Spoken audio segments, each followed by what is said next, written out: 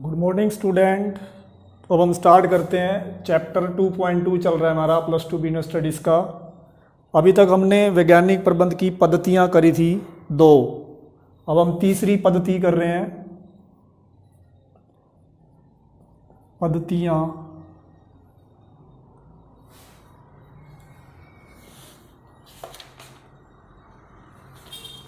तीसरी पद्धति का नाम है सरलीकरण।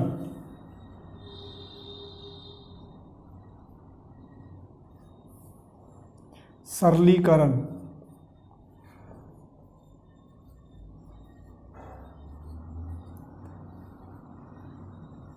सरलीकरण क्या होता है? सरलीकरण का अभिप्राय है जो हमारा प्रोडक्शन कर रहे हैं, उत्पादन कर रहे हैं, उनके जो अनावश्यक प्रकार हैं, आकार है, वजन है, उनको कम किया जाएगा। तो इसको बोलते हैं हम सरलीकरण। जैसे उदाहरण के लिए एक शूज निर्माता कंपनी मान लो ये वाले साइज बना रही है 0, 1, 2, 3, 4 एंड सो ऑन। इस साइज के जूते बना रही है। यदि वो ये कंपनी इस साइज के जूते बनाने शुरू कर दे 0, 0.5, 1, 1.75, 2, 2.50, तो ये सही नहीं होगा। तो ये सरलीकरण नहीं है। आपने 0, 0.5, 1, 1. इससे अनावश्यक प्रकार बन जाएंगे। इसलिए 0, 1, 2, 3, 4 साइज के जूते बनाने ठीक रहेंगे। और जो ये साइज बनाएंगे 0, 0.5, 1, 1.75, 2, 2.50 एंड सो ऑन, तो ये अनावश्यक हो जाएगा। इसलिए हमें उत्पादकों के अनावश्यक प्रकार, आकार और वजन को कम करना ही कहलाएगा सरलीकरण। एक और उदाहरण है, हम एक यूएसए में पेपर निर्माण कंपनी है यूएसए के अंदर।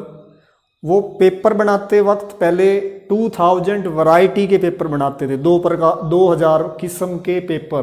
लेकिन उन्होंने पहले 2000 उनके पास वैरायटी थी, अब इन्होंने कम करके सरलीकरण किया, 200 वैरायटी के ओनली पेपर कर दिए। पहले 2000 वैरायटी के पेपर थे उनके पास, अब 200 वैरायटी के ओनली पेपर रह गए। तो ये हो गया सरलीकरण। नंबर 4थी विधि है, चलो एक टॉपिक बीच में रह गया। सरलीकरण के उद्देश्य क्या हैं? सरलीकरण के उद्देश्य, सरलीकरण करने से क्या फ़ायदा होगा? एक तो मशीनों की मितव्ययता कम हो जाएगी, मशीनों में मितव्ययता आ जाएगी, मशीनों के प्रयोग में मितव्ययता आ जाएगी, मतलब मशीनें कम से कम यूज़ होएंगी। दूसरा, स्टॉक में मितव्ययता आ जाएगी, हमें ज़्यादा स्टॉक नहीं रखना पड़ेगा। तीसरा, विशिष्टीकरण की सहायता से हम श्रम लागत को कम कर पाएंगे। विशिष्टीकरण की सहायता से श्रम लागत को कम कर पाएंगे। नंबर 4th विधि है कार्य विधि अध्ययन। कार्य विधि अध्ययन,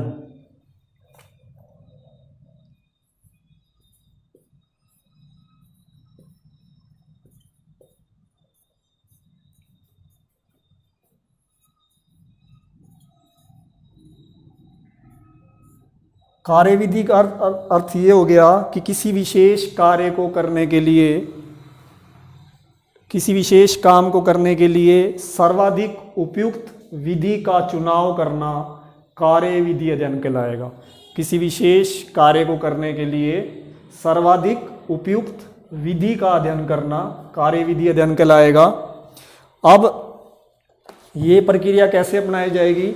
इस प्रक्रिया को करने के लिए, इस अध्ययन को करने के लिए हमें प्रक्रिया चार्ट की सहायता लेनी पड़ेगी, ऑपरेशन रिसर्च पद्धतियों का प्रयोग करना पड़ेगा।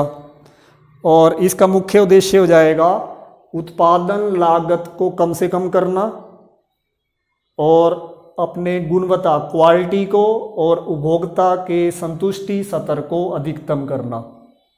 एक तो इससे उत्पादन लागत कम हो जाएगी इस अध्ययन से, और जो श्रमी हमारे उपभोक्ता हैं, कंज्यूमर हैं, कस्टमर हैं, उनकी संतुष्टि अधिकतम हो जाएगी, गुणवत्ता अधिकतम हो जाएगी। नंबर 5 गति अध्ययन, स्पीड स्टडी, गति अध्ययन। इस अध्ययन का क्या अभिप्राय हो गया कि काम के दौरान श्रमिकों और मशीनों द्वारा की जाने वाली जो हरकतें हैं उनका गहन अध्ययन करके अनावश्यक हरकतों को कम किया जाएगा। और इसके लिए मूवी कैमरे का यूज़ किया जाएगा। जो कैमरे लगाए जाएंगे वो मूविंग कैमरे लगाए जाएंगे जो मूव करते रहेंगे। इससे ये पता लगेगा कि श्रमिक काम करते वक्त कैसी हरकतें करता है, उस अनावश्यक हरकतों को कम कर दिया जाएगा। जैसे उदाहरण के लिए एक प्रयोग में ये पाया गया कि जो मकान बनाने वाला मिस्त्री था वो ईंट लगाते वक्त 18 बार हरकतें करता था। तो इस अध्ययन के अंतर्गत हमें धीरे धीरे उसकी हरकतों को 5 तक लाया गया और कुछ हद तक 2 हरकतें कर दी गई उसकी। तो ये गति अध्ययन से ही फायदा हुआ।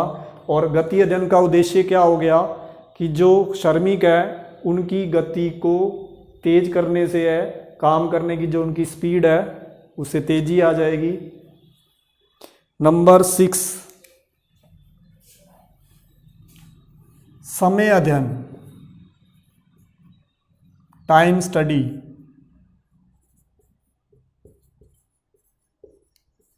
इस अध्ययन का ये अभिप्राय होगा कि किसी कार्य को करने के लिए कितना प्रमापित समय लगना चाहिए। इसके लिए स्टॉप वॉच का प्रयोग किया जाएगा। अगर हमने समय अध्ययन करना है कि किसी कार्य को करने के लिए कितना समय लगना चाहिए, कितना प्रमापित समय लगना चाहिए, इसके लिए स्टॉप वॉच का प्रयोग किया जाएगा। अब समय अध्ययन का उद्देश्य क्या होगा? जो हमारे श्रमिक हैं उनकी लागत को कम करना, आवश्यक श्रमिकों की संख्या का निर्धारण करना, उपयुक्त प्रेरणा योजना का निर्धारण करना।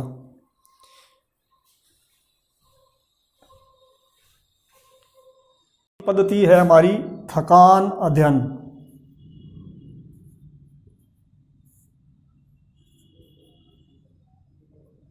थकान अध्ययन, इसका अभिप्राय ये हो गया कि काम करते वक्त आराम की अवधि और बारंबारता निश्चित करने से है। क्योंकि श्रमिक काम करते करते थक जाता है तो उसको बीच बीच में आराम मिलना चाहिए, इसलिए थकान अध्ययन किया गया ताकि उसको बीच में जैसे जैसे थोड़ा काम करे उसके बाद आराम करे। आराम कितना दिया जाए, बीच में रेस्ट कितना दिया जाए, ताकि उसकी जो कार्य कुशलता का स्तर है वो बना रहे। अब थकान के कई कारण हो सकते हैं, जैसे लंबे समय तक कार्य करते रहना, लंबी कार्य अवधि, कार्य करने की दशाएं क्या है, मालिकों के साथ कैसा संबंध है, और अगर काम आपका किसका है, काम की प्रकृति क्या है, काम किस प्रकार का कर रहे हैं। तो थकान के कई कारण हो सकते हैं, लंबी कार्य अवधि और काम की प्रकृति, काम कैसा कर रहे हैं, बॉस के साथ हमारा क्या संबंध है, मालिक के साथ, और घटिया कार्य दशाएं कि हमें कार्य करने की अच्छी दशाएं नहीं मिल रही,